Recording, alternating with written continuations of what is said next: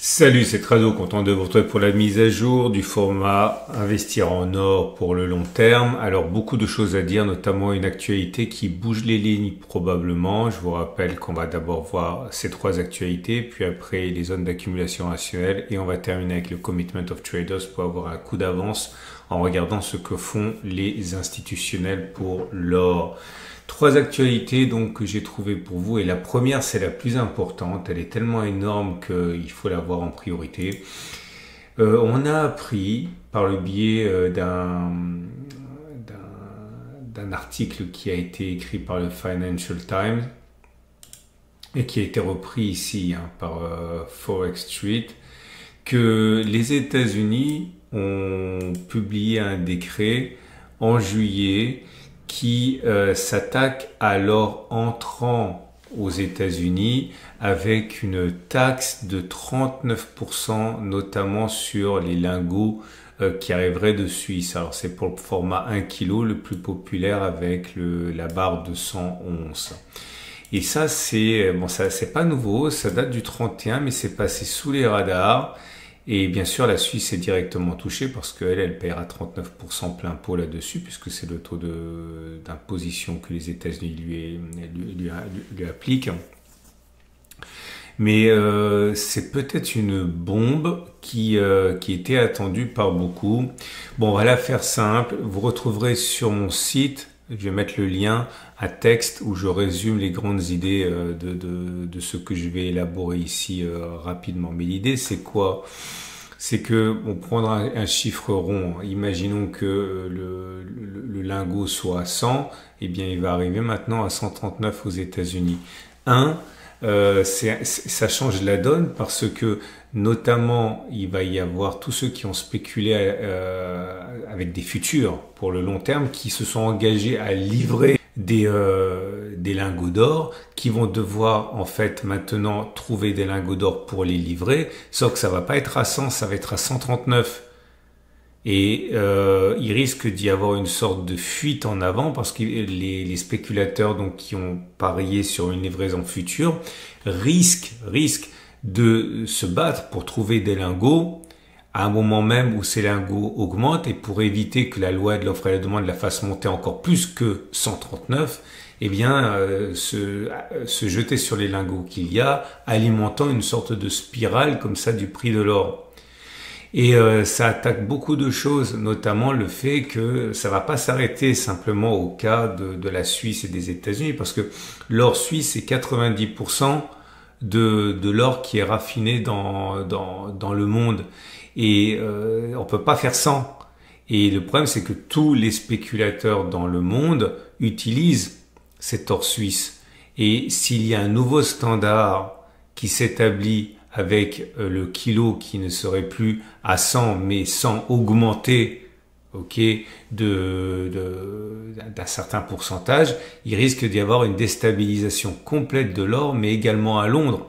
Parce que Londres, même si c'est le LBMA, même si c'est pas le COMEX, même si c'est pas le marché américain, tout est lié. Et si les prix augmentent aux États-Unis, eh bien, l'or va aller en gros vers les États-Unis, déserter le circuit britannique, à moins que le circuit britannique voit aussi son prix d'or monter. Et le problème, encore une fois, c'est que tous ceux qui spéculent avec de l'or pour une livraison future ont besoin de cet or-là maintenant pour livrer ceux qu'ils se sont engagés à livrer. Donc c'est très intéressant. Maintenant, il y a d'autres effets. Vous verrez ça dans le texte de résumé dans l'article que je mets là. Il y a d'autres choses. Il y a aussi le fait que, et on ne sait pas si c'est véritablement l'objectif qui était recherché ou si y a un objectif qui est encore plus gros derrière, mais on trouvait des abus bizarres. Je vous en parlais mercredi, cette espèce de ce travail de sape de l'administration américaine sur la Suisse, peut-être que c'était effectivement une partie du puzzle et que un des éléments de compréhension, c'est que si effectivement, comme on parle depuis pas mal de temps, les États-Unis veulent réévaluer le stock d'or qu'ils possèdent au trésor. Bon, vous le savez, on en a beaucoup parlé. L'idée, c'est que pour l'instant, l'or détenu par les États-Unis, par le trésor américain, est valorisé au prix de l'époque, c'est-à-dire $42, ce qui n'a aucun sens, vu que maintenant, il vaut 3500. ok, mais ça reste quand même valorisé à 42. Donc vous imaginez bien que si effectivement on valorisait non seulement l'or à 40, qui était à 42 à 3500, mais voire à présent maintenant au nouveau tarif, c'est-à-dire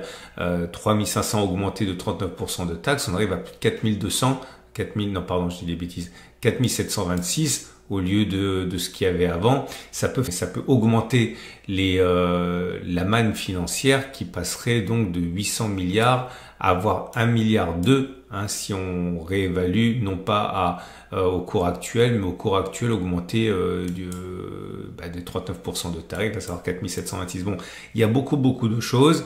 Il y a aussi des choses politiques derrière. Est-ce qu'on veut sanctionner la Suisse pour d'autres choses?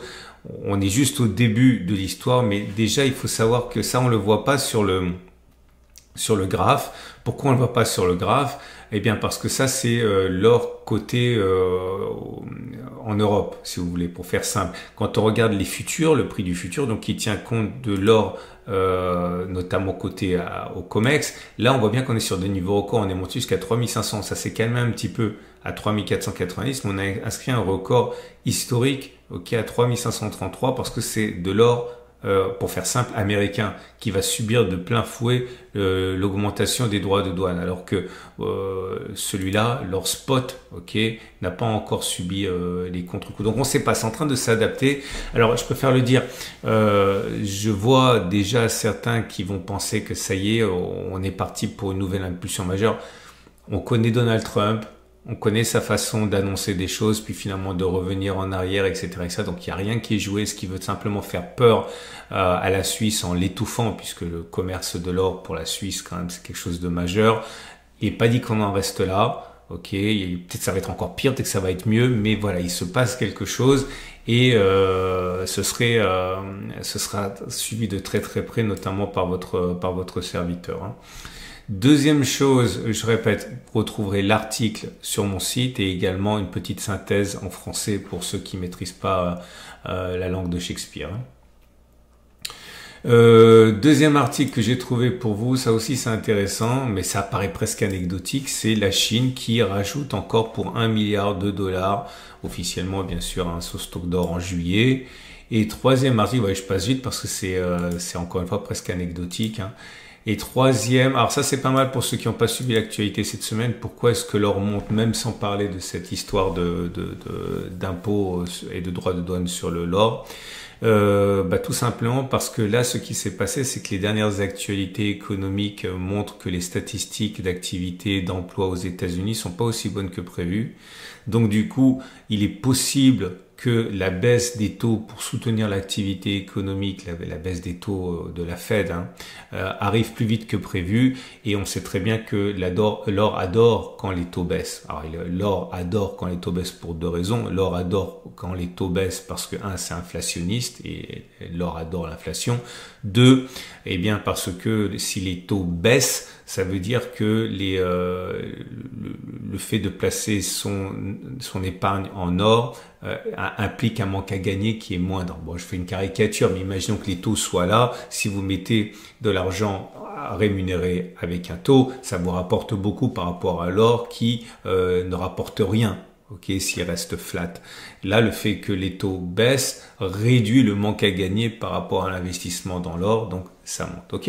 Voilà, j'espère que j'ai pas été trop jargonneux, j'espère que j'ai simplifié, hein. Donc vous pouvez compléter en commentaire, dire oui, tu as dit ça aussi, tu as oublié de dire ça, c'est bien parce que comme ça ceux qui suivent auront des choses supplémentaires. Moi j'ai volontairement essayé de faire simple pour les nouveaux, mais je vous invite franchement à mettre en commentaire s'il y a des choses que vous voulez préciser que je n'ai pas dites, et ça servira toujours. On va passer aux zones d'accumulation rationnelle avant de passer aux cotes. Avant ça, je vous montre où en est la valeur de l'or au moment où je parle.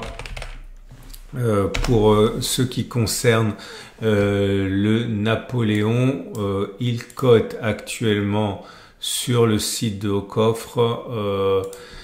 Le Napoléon cote 564 € et la Vera Valor 1 quart d'once cote 810 €. On passe aux zones d'accumulation rationnelle.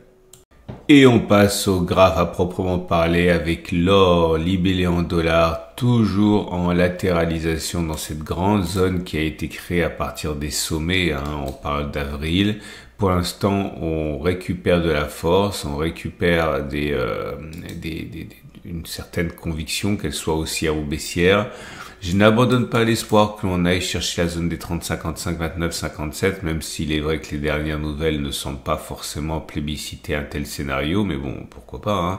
On sait jamais sur un malentendu. Dans l'immédiat, la zone d'accumulation rationnelle, c'est celle qui a déjà été sollicitée avant. Ici, c'est la zone des 32, 50, 31, 90. Peut-être qu'on va y retourner, hein, sur une déception. La tendance de long terme est haussière, la tendance de fond est légèrement haussière parce qu'on est au-dessus de la M200 et au-dessus de la M50 qui monte. La prochaine résistance, naturellement, c'est celle qui bloque les cours à 35,00, 34,30. Et je vous montre tout de suite, juste parce que mon travail c'est pas de vous faire rêver, mon travail c'est pas de vous vendre du rêve, mon travail c'est de faire une analyse objective. Et pour l'instant, si on regarde les futurs américains, après une impulsion initiale qui nous a amené à inscrire un record historique ici à 35-34, on voit que eh bien ça manque de conviction, soit parce que certains se sont rendus compte qu'on allait pouvoir faire face à l'augmentation des droits de douane aux États-Unis d'une manière ou d'une autre, soit parce que certains se disent que ça va pas tenir, c'est une menace à la Trump comme d'habitude. Mais voilà, il faut pas non plus, et je l'ai déjà dit, hein, envisager que tout va se faire de manière mécanique pour une explosion de l'or. Encore une fois, c'est pas mon travail de vous faire rêver. Objectivement, même si j'aimerais bien, en tant qu'investisseur en or, je répète, on est en train de clôturer plus bas que les précédents records et de ne pas inscrire un record historique. Donc on va suivre ça de près, mais vous le voyez, entre les plus hauts et les niveaux actuels, on a déjà perdu plus de 2%. Ok, à suivre donc, mais avec objectivité et pas de fantaisie. Pour l'or libellé en euros, eh bien c'est pareil. On est pour l'instant dans une situation, on va dire solide. On consolide la précédente hausse. On voit déjà que la tendance de long terme est haussière et la tendance de fond n'est plus haussière. Donc la tendance de long terme marquée par la M200 est toujours très confortable. Celle de la M50, la tendance de moyen terme, commence de plus en plus à payer le prix, hein, de la latéralisation longue depuis avril. La zone d'accumulation rationnelle, c'est 27, 70, 26, 50. Mais je le dis, hein, pour ceux qui sont nouveaux dans le format, il s'agit pas de regarder l'analyse technique comme un outil de précision, hein. Ça agrège des millions de transactions. Un peu au-dessus ou un peu en bas, c'est pareil, hein. L'idée, c'est qu'il faut acheter pendant les soldes en plus de la DCA. Ok, donc pour l'instant, ça ne s'envole pas. On suit ça de près. Maintenant, il est très important de suivre ce que font les professionnels parce que eux dictent la direction du marché par leur comportement. On passe au Commitment of Traders. Et on termine avec le Commitment of Traders, comme je l'ai dit, regardez ça, hein. Attention, ce sont des chiffres qui datent du 5 août, hein, puisque c'est les derniers disponibles. Regardez ça, 9% de positions longues en plus, 15 386 contrats supplémentaires et réduction de 4 345 contrats short. Autrement dit, ils s'exposent très massivement, les institutionnels, à la hausse en augmentant les positions longues et en réduisant leurs positions de spéculation à la baisse. Donc on dirait vraiment qu'il se passe de quelque chose sur les métaux. Je vous souhaite une excellente journée, mise à jour mercredi et sinon samedi. Pensez à vous abonner si vous avez aimé.